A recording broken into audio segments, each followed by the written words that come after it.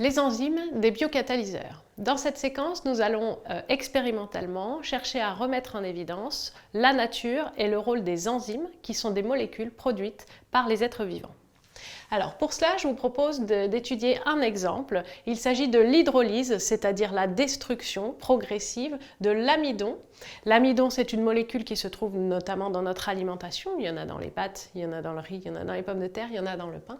Et c'est donc une molécule que nous sommes amenés à digérer, c'est-à-dire à découper en petites molécules. On part ici dans notre tube, c'est un tube à essai dans lequel on a mis en solution de l'empois d'amidon, c'est-à-dire une sorte de poudre pure en amidon qu'on a mélangée à de l'eau. Et on va essayer de suivre au cours du temps l'hydrolyse, c'est-à-dire la réduction en petites molécules de cet amidon. Ici, vous avez la représentation schématique de la molécule d'amidon. On dit que c'est une macromolécule puisqu'il s'agit en réalité d'un assemblage de très nombreuses molécules beaucoup plus petites de glucose. Vous voyez donc ici qu'il y a des chaînes ramifiées de glucose et que mis bout à bout les uns des autres, ils forment l'amidon. Alors maintenant, je reviens à mon expérience. Ce tube dans lequel on a placé de l'empois d'amidon en solution, on va lui faire subir on va faire agir dessus différents réactifs. Dans la première ligne ici, on fait réagir de l'acide chlorhydrique, HCl. On est donc à un pH très acide puisqu'on a rajouté de l'acide et on va dans un premier temps réaliser un test au Lugol. Le Lugol, vous avez dû l'utiliser en classe, on l'appelle aussi l'eau iodée. Il permet de mettre en évidence, selon sa coloration, la présence ou l'absence d'amidon. Lorsque le Lugol, qui est jaune-orangé à la base, prend une coloration bleu nuit, c'est même encore plus foncé que ce que j'ai représenté à mon tableau, cela marque la présence d'amidon.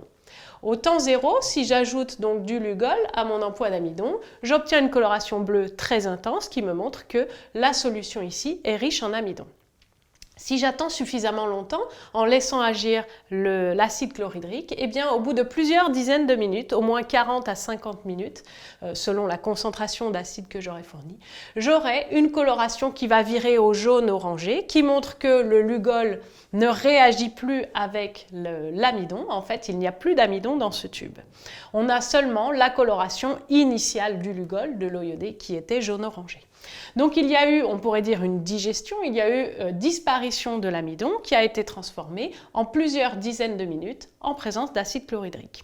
Qu'est devenu cet amidon transformé? Eh bien, on peut parallèlement réaliser un autre test avec un autre marqueur qui est la liqueur de Fehling. Cette liqueur de Fehling, elle permet de mettre en évidence des sucres réducteurs, c'est-à-dire de petites molécules glucidiques, par exemple le glucose.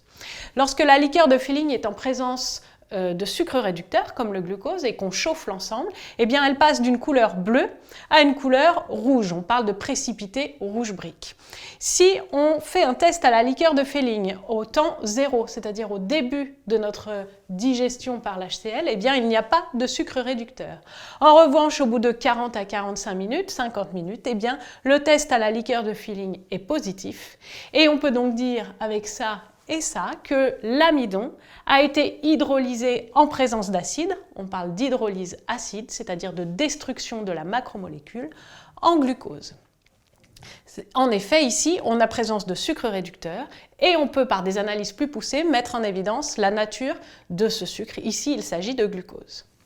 Maintenant, dans un deuxième temps, on va s'intéresser à une même réaction de destruction de l'amidon, mais par une enzyme, c'est-à-dire une molécule produite par les êtres vivants. Cette fois-ci, je reprends le même tube de départ, mais je le mets non plus en présence d'HCl, mais d'amylase salivaire. L'amylase salivaire, c'est une molécule qu'on trouve notamment dans notre salive.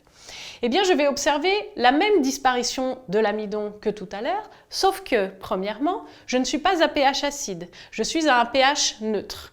Deuxièmement, je peux laisser mon amylase agir à 37 degrés, c'est-à-dire la température de notre corps. Et troisièmement, cette réaction est bien plus rapide puisque j'observe la disparition de l'amidon, il n'y a plus de coloration bleue, seulement au bout de 2 minutes, alors que tout à l'heure, il fallait plusieurs dizaines de minutes pour l'hydrolyse acide. Ici, on a donc une disparition de l'amidon très rapide à pH et température compatible avec la vie, c'est-à-dire avec un organisme vivant. Dans un deuxième temps, si je réalise le test à la liqueur de Fehling, eh bien je me rends compte qu'effectivement, au bout de 2 minutes ici aussi, j'ai présence de sucre réducteur. Il y a bien eu une séparation des molécules qui constituaient l'amidon, une hydrolyse, c'est-à-dire destruction de l'amidon, et une transformation en sucre réducteur. Par des analyses ensuite, je peux me rendre compte que cette fois-ci, il ne s'agit pas de glucose, mais de maltose. Si on remet l'image du départ, vous voyez qu'en fait, le maltose, qui est légendé sur ce schéma, c'est l'assemblage de 2 molécules de glucose. Au cours de la digestion, on va d'abord séparer les molécules de l'amidon en maltose, puis dans un deuxième temps, ce maltose sera réduit lui-même en glucose, mais ce ne sera pas réalisé grâce à l'amylase salivaire, mais à d'autres enzymes. Au bilan, donc pour l'instant, on a montré que les enzymes sont des biocatalyseurs, c'est-à-dire des catalyseurs, des accélérateurs, des facilitateurs de réactions chimiques. Et ils le font dans des conditions compatibles avec la vie. Enfin, pour terminer, ici, si je prends le tube de départ, si j'y ajoute de l'amylase salivaire et que je réalise un test qu'on appelle test du biurée, eh bien, je vais chercher à mettre en évidence la nature de ces enzymes. Le test du biurée permet d'obtenir une coloration lorsque la molécule testée est de nature protéique.